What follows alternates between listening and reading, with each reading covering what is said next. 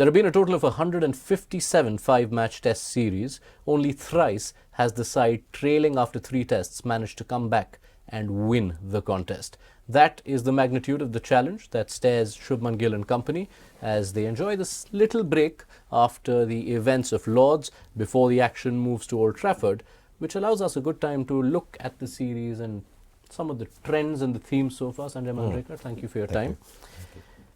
2-1 to England in a series where India have dominated days but perhaps missed out on moments.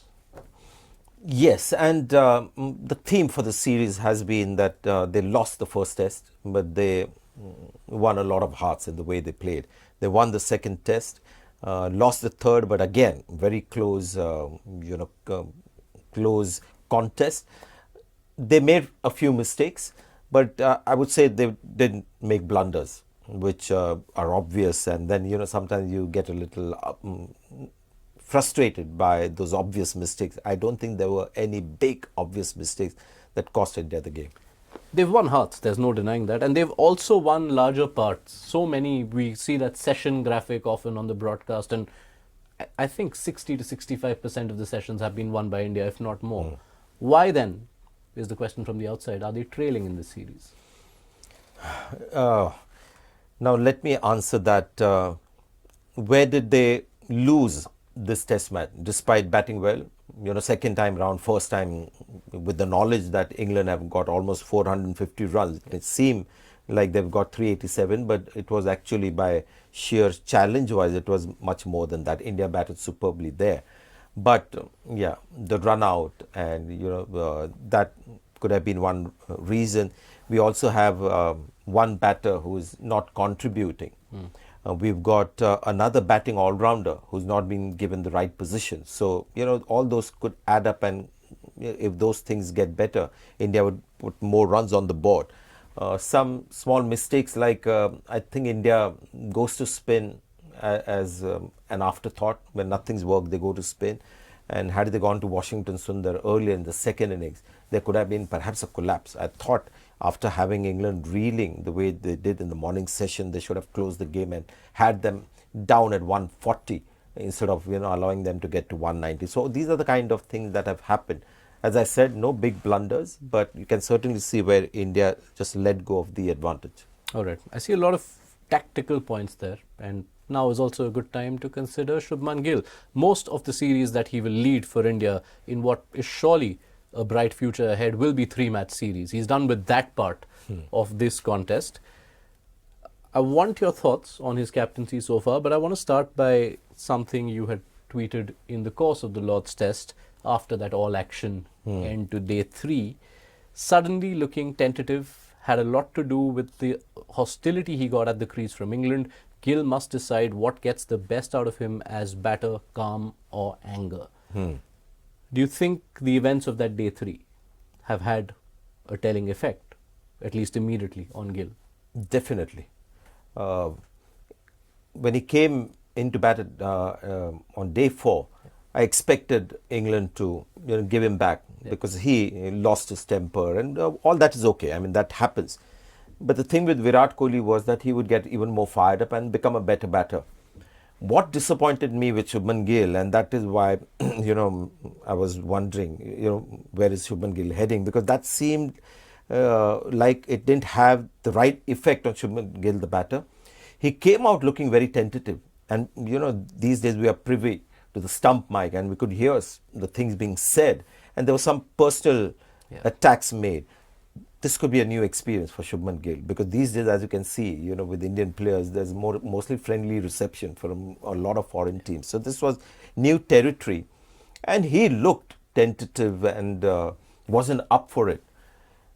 And we saw it pan out in the way he batted, because these was deliveries, good deliveries, but he's negotiated beautifully through his marathon run as a batter through the series, and suddenly he was missing those balls. There was a review situation as well. Next ball, there was a leg before. Going through Shubman Gill's defense has been hard work. He has hardly missed a ball. The control percentage has been brilliant, and suddenly in about 9 deliveries, he's missed 4. I have no doubt that there is a connection there. And just to extend on that point, if Shubman Gill had that kind of a fiery side to him, we would have seen it a little earlier. You don't have to show it when you're captain. Or did he show it because he's got this confidence now that he's won a test match and he's got so many runs? Because with Virat Kohli, you could see that he was ready for a scrap. He was always waiting to get in the thick of things. Even with Dhoni, when he wasn't a captain, you could see him coming in there. So that was a trait that we'd seen even before he was captain. With Shubman Gill, I've never seen it before. I have two parts to this. One is on the batting front and one on the leadership. Let me address the batting one first and allow me to play devil's advocate.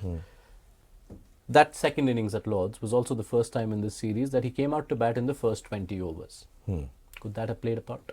I don't think so, because that scrutiny of Shubman Gill's defensive play was heavily tested in Australia in the Border Gavaskar Trophy. And that is something that I always was waiting to see how Shubman Gill reacts with the ball that is full and the length ball, the typical test match line in helpful conditions. And the Kookaburra ball actually moves a lot more than the Duke's ball as well. And he was fine. I think he's worked really hard on his defense, and I don't think that's an area of vulnerability. His problem in Australia was converting the 20s and 30s into big scores. I don't think it was so much a technical issue.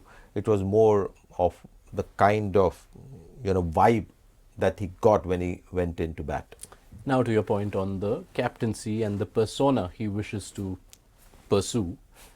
We read quite often in leadership manuals on cricket, as indeed life, that being your own man is an important facet of leadership. Is that going to be a big challenge for someone who is at the end of the day yet to turn 26? Yes, and that is something you got to remember. He's a young captain. He's already surpassed everyone's expectations in the way he's gone about, his batting and his captaincy. I mean, the scoreline also, close matches and winning one test match. But I think this break of 8 days is perfect for him. There are a lot of good people around him. His father, in fact, would know him, would know his child, whether he's a Virat Kohli, potential Virat Kohli, or a Dhoni, or somewhere in between. I'm guessing somewhere in between. So he's got to find his own way, but whatever way that is, it's got to be a way that will enhance his leadership qualities and make him a better batter. Because if there's anything that's coming in the way of both those things, he's got to just quickly abandon it. Final thoughts on his on-field tactics? Because we also saw an element of the fire raging and, call it coincidence or not, resulting in decisions that we questioned. Because on day one of Lord's, when that ball change happened, we saw a visibly frustrated Shubman Gill. And again, coincidence or not, it followed a period where England's numbers 7 and 9 were allowed to bat quite comfortably for the next period of time. Yeah, they looked a little flat. Plus, Steve Harmison raised the issue that, Bumra has just used that ball beautifully. Why would you want to change it? And yes, and you can see when he gets upset, you can see it actually gets to him. And now that he has the leadership, role, he must take that very personally because it's going to affect his team. So that's a leader thinking about this is personal because he's in charge of the team. It's also, I'm sure, got a lot to do with the amount of runs that he's got. So he's in a very confident space. I can't imagine him being like that when his bat is not doing the talking. So that could be the other thing as well. And you're right. When you let the emotions get the better of you, then these kind of things happen. It's a tough game. And in the first innings, with the change of balls, it affected the general spirit in the field, bowling tactics, bowling changes. And in the second innings, his batting, definitely. I'm more sure about the second bit than the first. Saw a few signs in the second bowling innings of small moves which can boost the confidence of a leader. There was small changes in field placements which immediately resulted in the wickets of both Harry Brook and Ben Stokes. So those will be confidence boosters. And you can see he's more confident about his moves. In the first test match, you can see he was relying a lot on Rishabh Pant and everybody. Yeah. In the second test match, started doing his own thing. And yes, he's got runs, he's got the result. Now that he's got this little setback, I think you might see the best of Shubman Gill, the captain, in the fourth test match, and hopefully the batter as well.